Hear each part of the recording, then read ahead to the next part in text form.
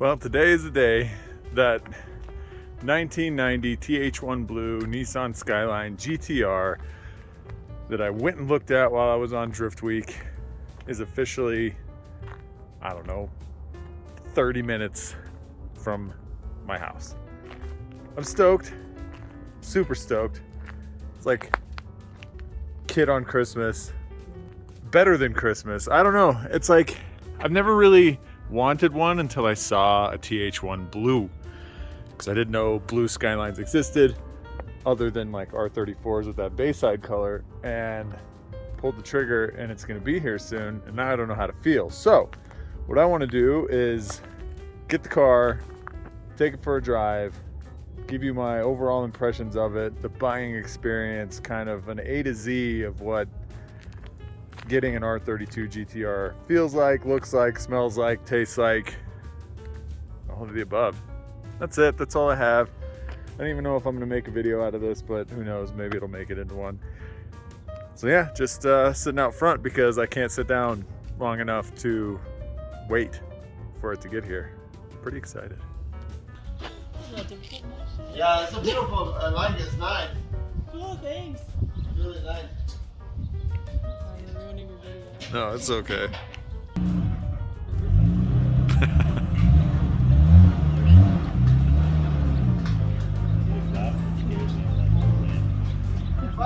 Yeah.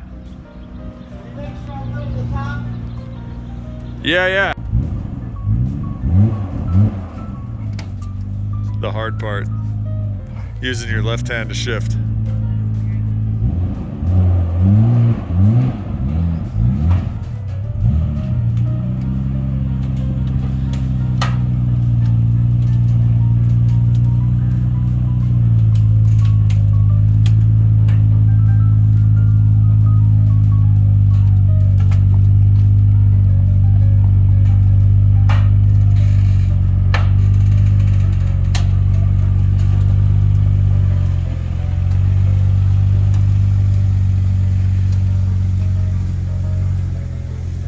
Okay, so it is delivered.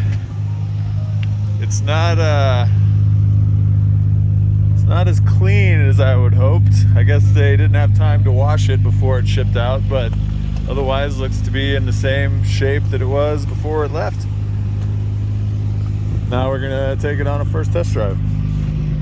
Here you go, babe. It's actually nice. Oh, thanks.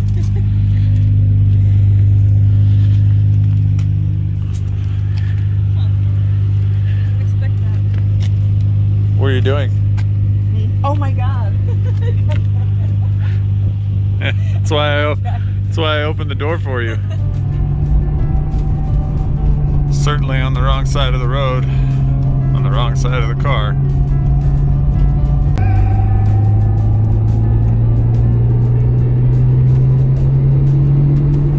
So obviously the first thing you do is take it for a test drive on a nice windy road.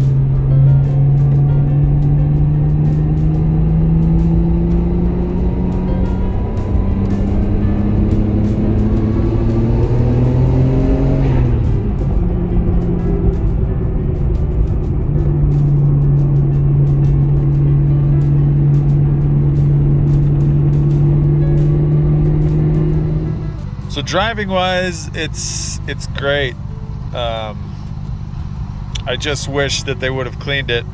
For basically a $50,000 car, for it to be dirty all over the place is kind of weird. Dusty, dirty. There's that feature that didn't exist when I looked at it last time, so that's nice to have to deal with. So bringing it through a car wash now, since it wasn't washed when it got here. Again, weird.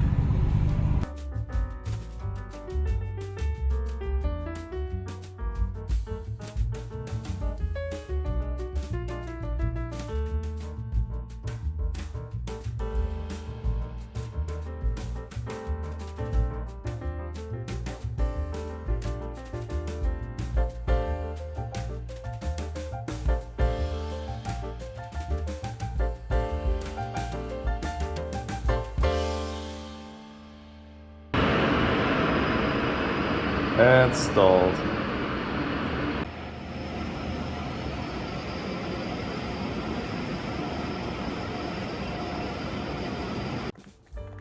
I think I do need to start from the beginning. I actually saw one of these in real life at some car show that I was at in the TH1 Blue and kind of fell in love with it because it's so different than any of the other colors, because 90% of them are gray, and then there's some white ones, and then there's some black ones. But I never saw a blue one until that day, and I thought it was just an aftermarket paint job, but it's not. Found one online via Top Rank that already had a body kit on it. It already had the end spats on it. It had Kansai wheels on it. It was a 94 instead of a 90. It was less than this one, had less miles, and seemed to be an all-around better like starting place for what I want to do.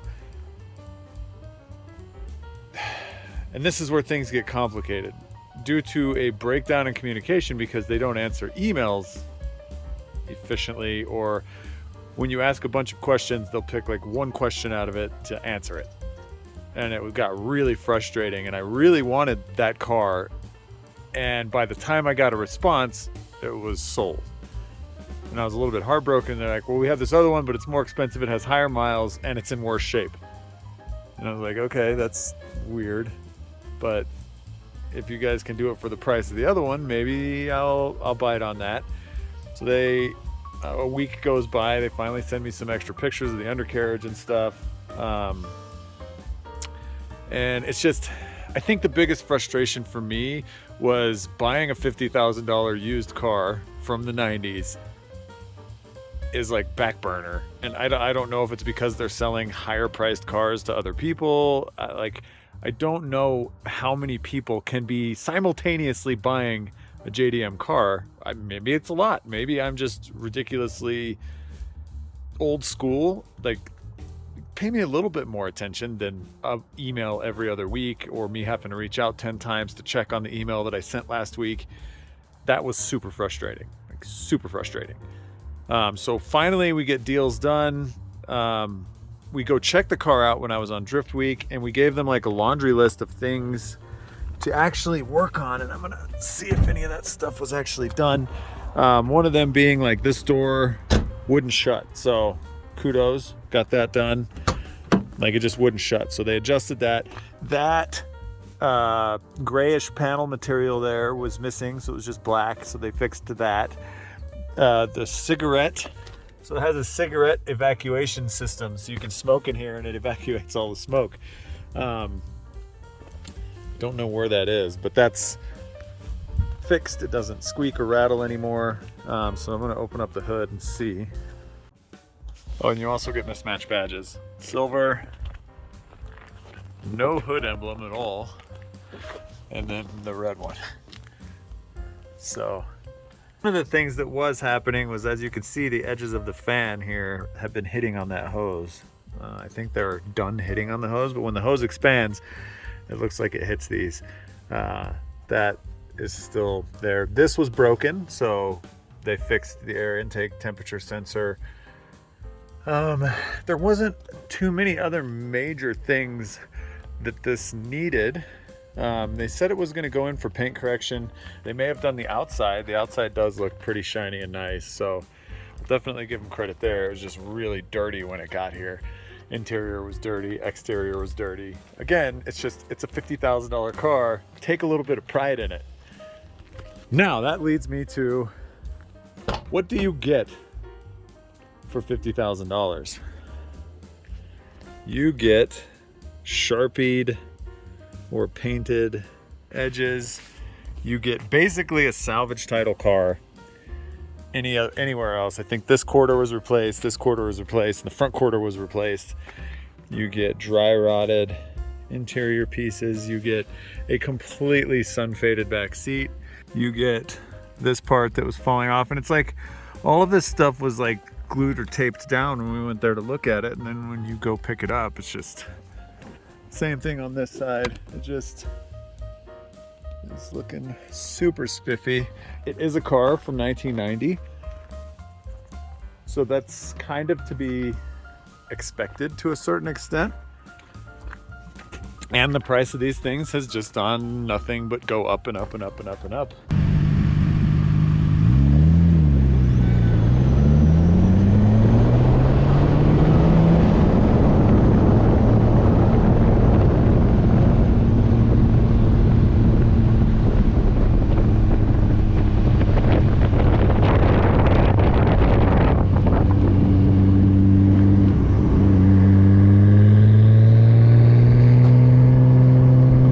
But none of that stuff I mentioned earlier matters when you get this car out onto an actual racetrack. Oh my God.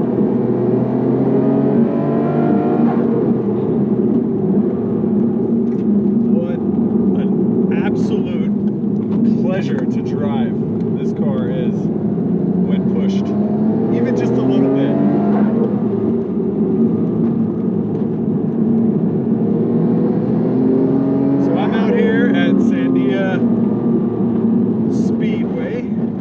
AKA Race Sandia. This has been my alma mater of a racetrack for 15 years or so. Absolutely love it. Been running drift events here for 13 of those 15 years. And my goodness gracious, none of those little details matter in the slightest. This thing has amazing turn in, pulls for days.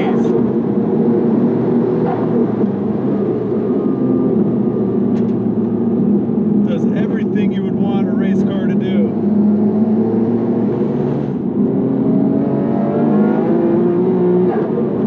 This thing absolutely flies. Brakes, probably not in the best shape, but that was one of the things I complained about, was that they squeaked and rattled and vibrations, but I don't even care.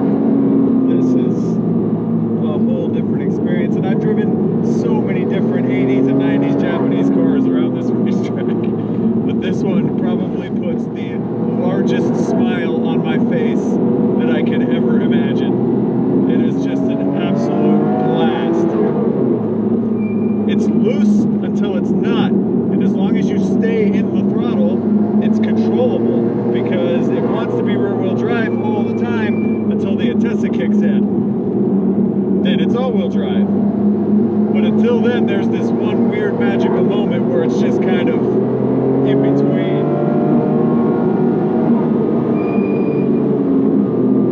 But man, what an absolute blast.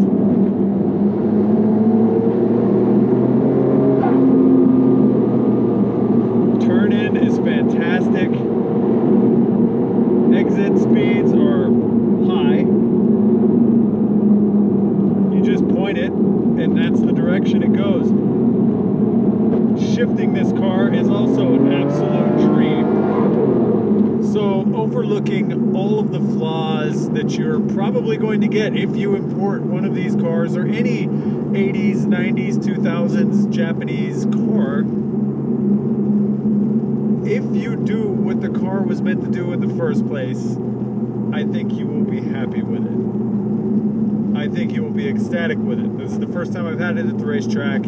All I've changed is the exhaust, wheels, tires. I still really need to do brakes because they are absolutely atrocious. This is, without a doubt, far beyond what I thought it was going to be. Like playing around with this car in Gran Turismo, and coming to actually driving it around a racetrack is pretty surreal. Even though we had an R32 in Japan, that was just a GTST with an RB20. Not as cool, not as fun, not as fast, not as race car-y. This is one of those, man, I just woke up at 3 o'clock in the morning and I really want to go drive the Skyline around. It doesn't matter where, I just want to go drive it. And this just kind of solidified everything. I have loved every moment of fixing this car up, replacing the rear panels, making a parcel shelf, picking out wheels and tires, getting Stu at least expect to do an exhaust for it. These are unbelievably cool cars, and without a doubt, it is like driving around in a Lamborghini, and I would say even more people come up and talk to you about this car. There's been so many times where I've been like, all right, babe, I'm on my way home. And then like 45 minutes will go by because some dude was out in the parking lot waiting for me to come out of the store so he could talk to me about the car. It's just one of those legends, and it is well deserved. Even though it's a 90s Nissan shitbox, it is one of the coolest cars that I've ever owned and probably will own for quite some time. I am extremely happy with the purchase that I way overpaid for. But man, what a car this is. So all of that being said, if you have the way and the means to comp a Skyline now, they're doing nothing but going up in value, do it. You may have some little things that you have to fix. I mean, look at Whistling Diesel, he blew up two of them immediately. That sucks. There are good ones out there. You just got to be careful and figure out which one's going to be the best for you. But my goodness gracious, what a sick car. I am so happy with this thing.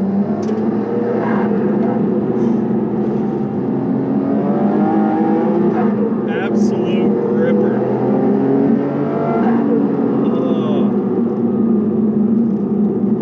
I would do that all day except for the brakes are going to give out, so I'm probably going to not do that anymore and wrap this part of the video up. The next chapter that I'm going to do is kind of like the daily driving stuff, the air conditioner, the radio, everything else that you would want to know about driving around a Skyline on the regular, other than being terrified of other drivers 24/7 and or rock chips and or cracking your windshield, which I did get a rock chip on the way here, so pretty sad about that. Oh man. I also don't want to blast through the brand new tires that I just put on this thing, so I'm gonna tone it down a couple of notches and just casually drive off the track into the sunset and back home. Since this is the second Skyline I've ever driven in my entire life, the first time we went out to Japan, we had our R32.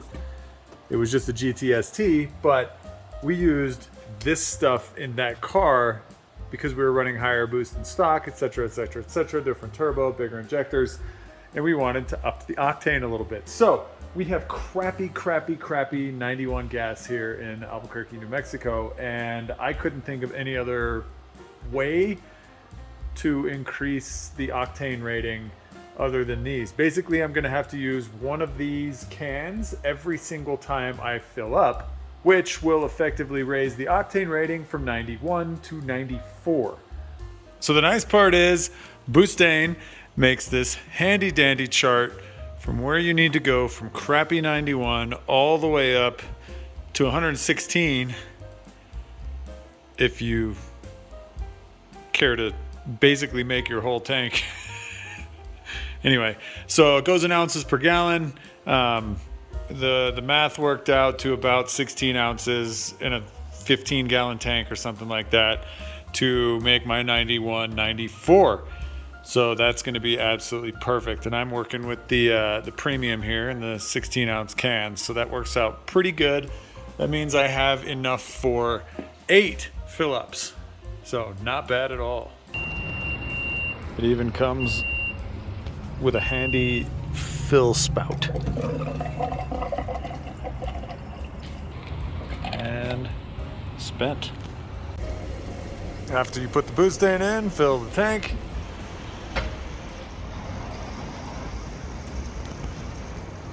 And Bob's your uncle. 94 octane. Happy GT-R. I mean, even the key is super sick.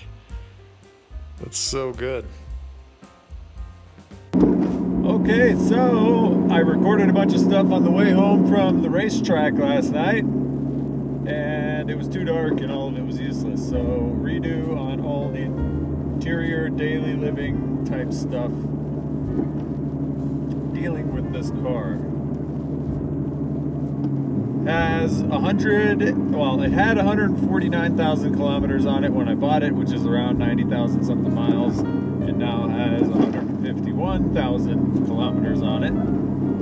I've gone through like 4 tanks of gas, 4 cans of butane, and I've loved every second of it. Anyway, driving this thing around every day, it's good, it's stiff. The Cusco coilovers are old. Probably going to replace those with a set of Fortunes eventually once I can get a hold of a set. But these are very bouncy coilovers, and that's just probably because they're not doing as well as they did when they were new. I'm sure they were great. I can feel that they were great, but they're not doing great now. On this particular example, everything works. The air conditioner works, heater works, the automatic digital climate control system works. Everything is in metric, so keep that in mind. Your water temperature is in Celsius. Your front torque split is in kilogram meters. Your boost is in bar. And I do have a Greddy boost gauge. The stock comes with voltage, water temperature, and a boost that goes up to 7 in the mmHg, whatever that is. Fuel, of course, is in standard units for everybody. Same with oil pressure. This one did come with a radio. It was just a CD player, and I don't really have a whole lot of CDs. So I went on eBay and got a mini disc player because I have a lot of mini discs from back in the BMX days. I absolutely love playing the mini discs on this player. Plus, our R32 in Japan, the GTST had a mini disc player on it, so that kind of was what inspired me to go get another one of those. Clockworks. The really, really, really nice thing about driving a Skyline or a GT-R is the fact that it doesn't have the turn signal stock right here. Normally when you're driving a right-hand drive car and you've driven nothing but left-hand drive cars, every time you want to turn on your turn signals, you turn on the window wipers instead.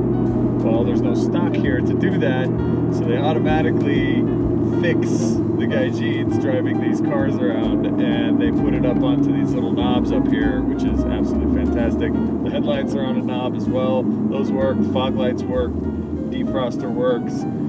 Has power folding mirrors. Those still work. I mean, this is a 1990s, a 32-year-old car. It's 32. It's 32. It's pretty amazing that all this stuff works, considering half the stuff in all my 240s quit working many, many, many moons ago. So that's a testament to these cars' ability to stay alive. I did change the steering wheel out. I wasn't a huge fan of the Momo that was in there, so I changed it out for a grip royal. Feels absolutely fantastic. It does have a bubble in the dash, which I believe you can fix. Sam had reached out to me and said, hey, if you heat that with a heat gun and you put a little glue in there, that thing will stay down. So maybe I'll try to fix it. We'll see. This one did come with a Blitz RVIT Type 2, which I thought was going to be some sort of boost controller, but it's just like a monitor, which is great because once I figured out the menu system to change it from Japanese to English, I was able to change all the units from metric to imperial. So I have my speed in miles per hour, and I have my water temperature in Fahrenheit, so I actually know what this car is doing, which is absolutely fantastic. It shifts great into every gear. It doesn't grind, it doesn't pop, it doesn't do any funny business. The clutch feels good. It's absolutely amazing to shift. Rev matching, downshifting, rowing through the gears, it all feels fantastic. Better than any SR trans or RB25 trans that I've ever had by far. Does not have cruise control. The power locks kind of work sometimes if you use the key. Power windows both work. All the lights, all the interior lights have been changed out for LEDs on this one, which is kind of nice because if you accidentally leave one on, it's not going to kill the battery immediately. And they put out a decent amount of light. The Greddy boost gauge that is installed here does not light up at night. I replaced replaced the LEDs in it. It still doesn't light up at night. So it looks like I'm gonna have to see if it's the controller or if something didn't get wired up. I don't know. I'm gonna have to figure that out. The cigarette evacuation ionizer thing still rattles. I tried my hardest to get that thing to not rattle. I don't know what to do with it. It's really annoying, but I guess I'll just have to live with that. This one did come with all the floor mats. They're in okay shape, nothing special. The speakers, all 4 of them were blown out, and the front 2 speakers were 2-inch ones that they had just kind of screwed on with 1 screw, and it sounded absolutely horrible in here. So after replacing the stereo and all 4 speakers, it actually sounds pretty good. For some reason, the Japanese don't tint cars. I haven't seen a whole lot of them that are tinted, so they just get beat up by the sun. So the first thing I did was went over to my buddy's shop and got these windows tinted. You can't go through drive-thrus, you can't pick up prescriptions, you can't, anything you need to do, you can't get COVID tests, which is a thing now. So just be aware of that, and they get really, really mad at you if you go in backwards to like the bank or something. It's not wise to try that, but you can't get away with it, I guess, if you know the people that work there, and maybe they think it's funny. Yeah, at one of the Walgreens that I was at picking up some prescriptions for the baby, I went in backwards, and the lady says, "You can't do that. You're gonna block traffic." And I was like, "Well, I have a reverse gear." And she was like, "You're gonna block traffic." And I was like, "But I can just..." She's like, "You need to turn around." So I drove out and I turned around, and then I was on the other side of the car, and I was like, "Now what?" "Sir, you need to come inside." So that was a little ordeal. Anyway, that's one of the downfalls about driving around in a right-hand drive car. The one other thing that I find that I do all the time in this car is I hug the very, very left side of the lane or the road or wherever else I am, and I'll find myself having to correct. I think that'll go away with time and being in this seat a little more often, but I tend to pull myself as far away from the curb or whatever's over there as I possibly can, which is it's kind of funny and probably to the detriment of all the drivers that are in that lane over there. It does have a Tomei shift knob, which is really, really nice. I like it a lot. I kind of wish the OEM one would have been there. I wish the OEM steering wheel would have been in here. The glove box has all the paperwork, which is kind of nice. It's all in Japanese, so I have no idea what any of it means, but it's cool that it's there. The little compartment here is actually decently deep. It can hold plenty of mini disc boxes, your paperwork, a couple of tools.